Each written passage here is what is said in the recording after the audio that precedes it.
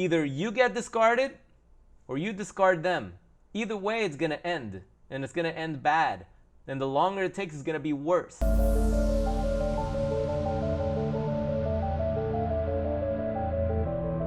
Yo, what's up, warriors? Welcome back to another episode of Psychopath Exposure. Today, we're going to be talking about the difference between a covert narcissist and an overt narcissist. But first, if you're new to the channel, I want to personally welcome you guys to this anti-narcissist psychopath exposure community for victims and survivors of narcissistic abuse that are just fed up with this bullshit and really just had enough. Because when you go through narcissistic abuse like this, your friends and your family just don't understand. Nobody understands unless you've been through this type of psychological abuse. And in a community like this where everyone shares their experience and everyone can see that they're not alone and that all narcissists follow the same exact predictable pattern, it gives you a sense of hope. It's a combined strength and empowerment that occurs that the narcissist for years has been trying to blind you of. So welcome. Very, very happy that you guys are here. So yeah, question came in. Someone asking me to go a little deep on the differences between the covert and the overt narcissist. Obviously, I hope you guys understand that whether it's a covert or an overt narcissist, they're all highly dangerous, toxic, disordered motherfuckers. I personally feel that the covert narcissist is deadlier, but that doesn't matter. They're both evil, they're both wicked, and they're both going to ruin your life. So I want to talk about the overt narcissist first because those are the easiest ones to identify. An overt narcissist is basically not trying to hide what they are. They're loud, they're the center of attention, very, very extremely vain, and in their worst light. These are the ones that will physically abuse you. When you call them out as to what they are, they don't give a fuck. They're like, what are you gonna do? They have that attitude. They're not trying to hide or cover up their mistakes. They're not necessarily trying to gaslight or manipulate you in the same manner because they just don't give a fuck. They just don't care, right? They're not in this for the long-term gain of narcissistic abuse. They're so full of themselves, they're so cocky that they just go with whatever comes out of their ass. Okay? They're very, very easily spotted. And because of that, you wouldn't even consider that they're psychopaths. Because no matter how much Hollywood glorifies psychopathy in TV shows and in movies, the psychopath tries to play the charming role and tries to be a little discreet about things until the mask comes off, right? So if you see someone that's just completely out there, just going about their business, not giving a fuck who they hurt, who they insult, they just come off as snobby. They come off as just standoffish, snobby brats, right? And you may just label them as such. You're not gonna think that they're extremely. You're not gonna think that they're psychologically dangerous. You're not gonna look at them as psychological predators. You're obviously gonna realize that they're bad and that they're toxic. And if you get into a relationship with an overt narcissist, it's probably going to be highly physically abusing. These are the ones that will bash your head against the wall, right? And look at you like, what the fuck are you going to do? This is what I am. This is what you married. Deal with it. They don't care. They have nothing to hide from you. Now, on the other hand, we have the more popular covert narcissist. And these are the ones that are incredible to study, and this is what Hollywood glorifies because they're really, really interesting creatures. They're highly intelligent. That's one thing that, let's be clear at. Psychopath narcissists are not crazy dumb fucks. They're very, very intelligent. They're just pieces of shit because they're soulless. Okay? They're just soulless creatures, spawns of Satan. But they're very, very intelligent. This is how they're able to run huge organizations, and they become top CEOs of companies. They're able to do things that only somebody without empathy could pull off to continue growing the ladder of success, right? But their intelligence is what makes them creative when they're abusing you. So let's talk about the covert narcissist, more in particularly the covert narcissist that's playing the long game with you as far as getting into the relationship. Let's put aside the top CEOs and those charming Wall Street players or whatever. You know the ones that I'm talking about. Let's put those aside and let's focus on the ones that fool you into thinking that they want to be a family man or a family woman. The ones that actually have children with you. The ones that get into a long-term relationship with promises of a future. Okay? Let's talk about those. Because those are the ones that dedicate their life to stealing all of your life source energy, sucking you dry of your finances, crushing your hopes and dreams, and making you feel like you're an utter piece of shit.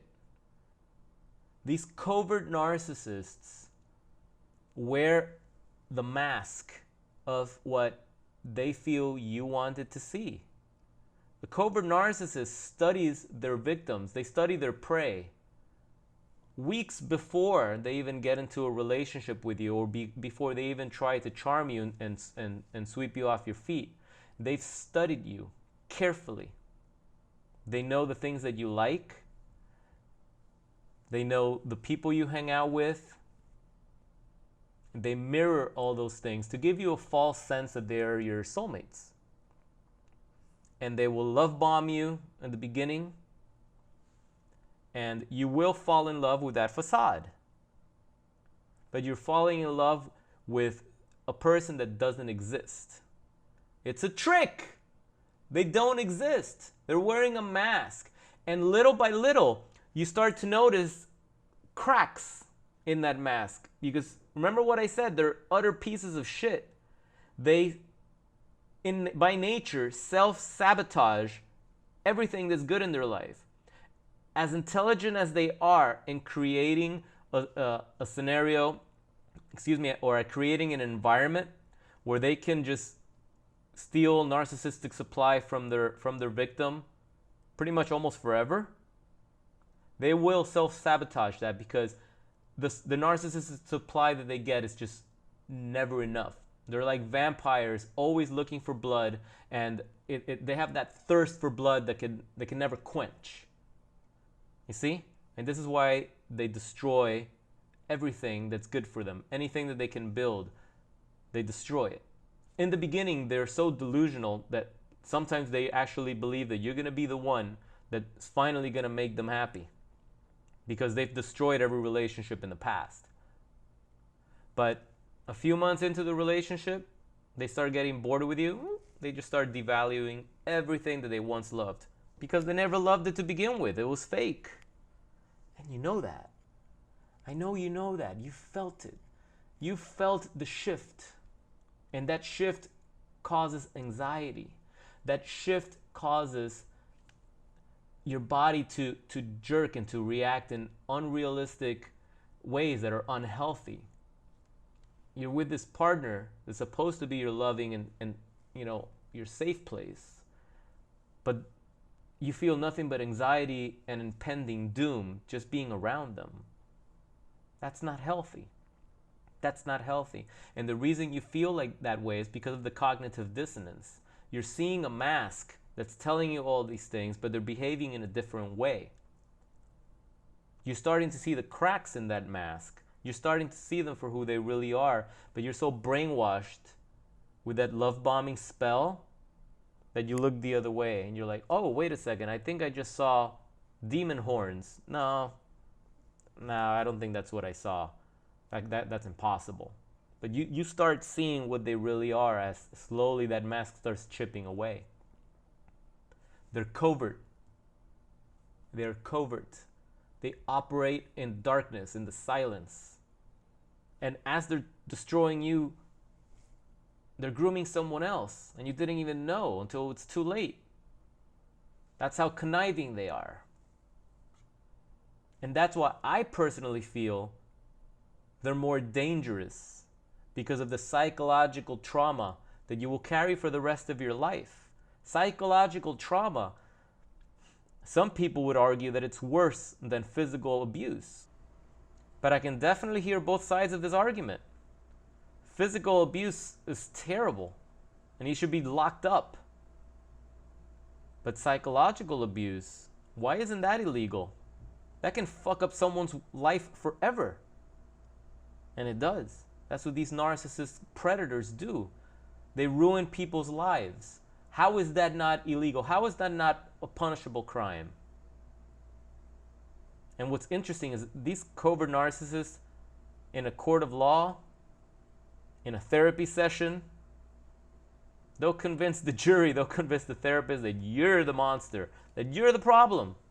Happens all the time. Because they show that, they bring that mask, they put a brand new mask for the jury, for the judge, for the therapist. And you are so fucked up at that point that you look like a crazy person. With all the anxiety and all the rage, you look like a crazy person. And that was all planned. That was all part of the plan. The overt narcissist, on the other hand, is not going to waste their time plotting all those things. They just don't care. It's like, this is who I am. This is I'm a monster. They'll just tell you I'm a fucking monster. You want more? They'll go out and you can see the vanity, the way they talk. They're just full of themselves. But it's the covert ones. You really have to be careful, because they slip in and you don't see them coming. And the enemy that you don't see coming a mile away is the more dangerous one. If you know your enemy and you know they're on their way, you can prepare. But if you don't know you have an enemy, you don't know that enemy you don't know is coming, right? What the fuck can you do? You're a victim. You're a victim.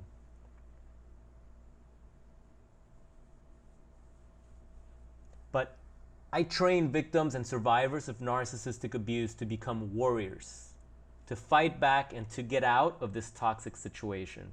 This is what I do because I went through this bullshit. I went through this bullshit, and I went through everything that you guys have gone through. And nobody listened to me.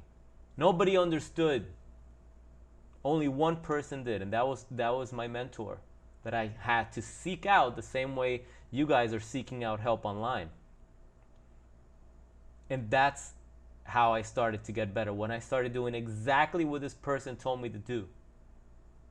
And it was a breath of fresh air. It was incredible to speak to someone that understood every little piece of anxiety and dread that I had been experiencing for such a long time. And that's why I make these videos, because this information needs to get out there. 'Cause I know you guys, you know you're going through some shit. You know something's not right. You turn to your family, but guess what? Your family, they're all flying monkeys now because the psychopath has already created a smear campaign against you.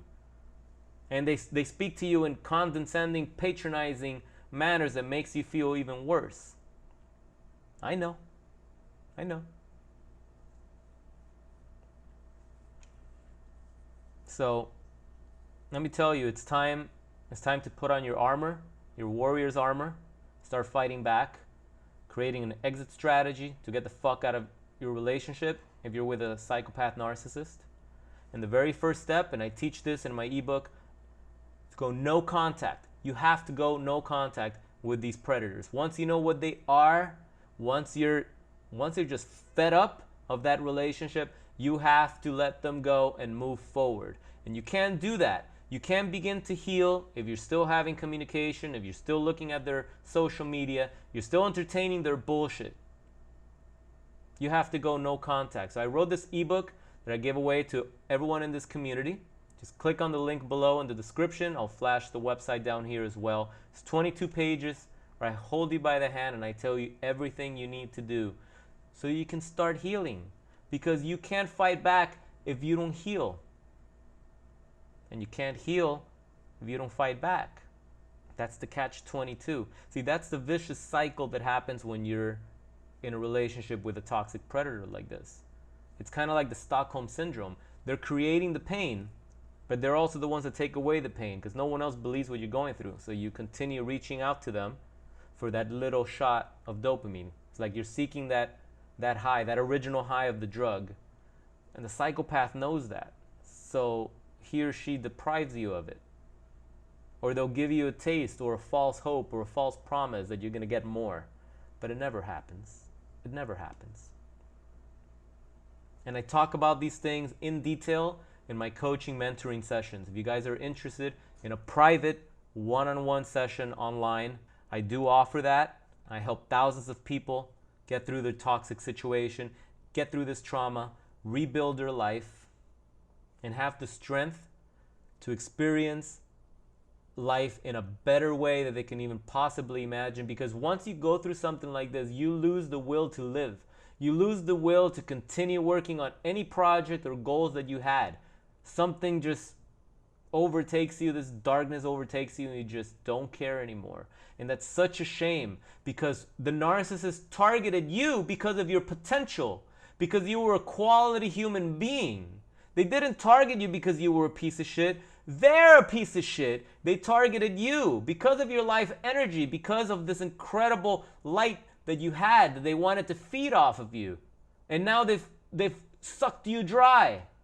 They've sucked you dry of all that potential. Fuck that shit. No, we fight back here. We take control of our lives. We expose them. We take control. We take our power back. So definitely reach out if you want to schedule a one-on-one coaching call, and I'll definitely work with you guys, and we will work through this shit together. And for the time being, stay strong during the last few days of the year. The holidays are tough. I know they're tough. This is when the narcissists come out and play. Believe me. But you have to keep watching these videos. You have to keep educating yourself. Read the books. Read my ebook. Talk to other victims and survivors. That's how we grow. If your friends and family don't believe you, if they're patronizing you, fuck them. They don't get it. They'll never get it.